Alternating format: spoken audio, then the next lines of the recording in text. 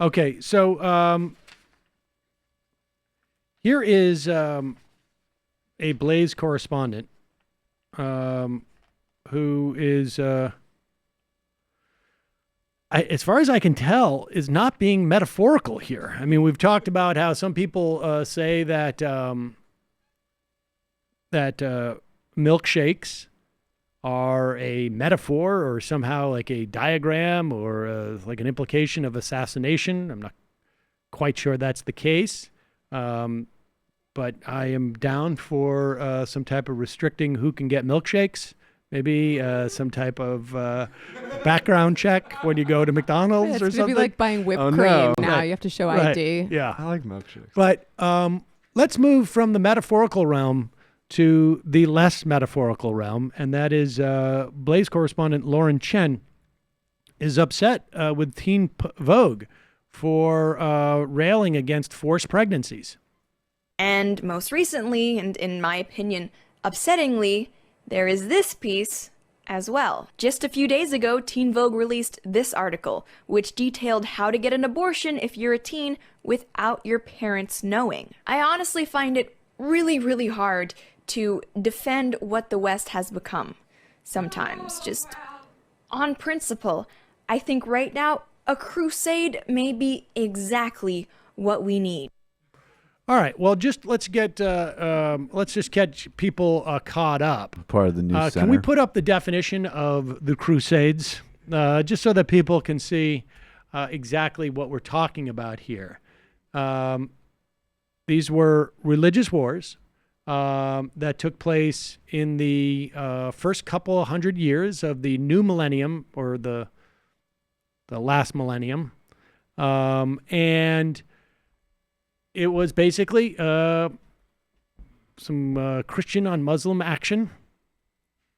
A lot of people died because they used swords and other instruments. And what's super weird, she's talking about the West. Where is she thinking that there are, like, who is she talking about now? Is she talking about, like, she thinks that we should have Muslims attack Christians? I don't quite follow. I mean, in China, they're not, abortions are not illegal, are they? In fact, in many instances, they are mandatory. Yeah, they're highly favored. Where is it that, who is she hoping?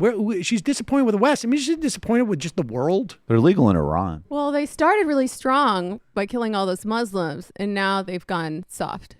Well, I mean, who is she hoping this war between? Who are the anti-abortion folks, that the forced pregnancy folks that she thinks are going to take on those of us in the West who think that we shouldn't force pregnancies on women?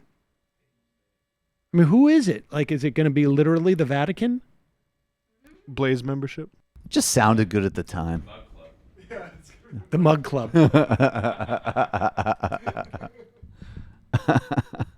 that's why. Well, I for one think that we can avoid this next round of crusades and basically just allow the Blaze to go to that other side, the non-West, wherever it is where they will be comfortable.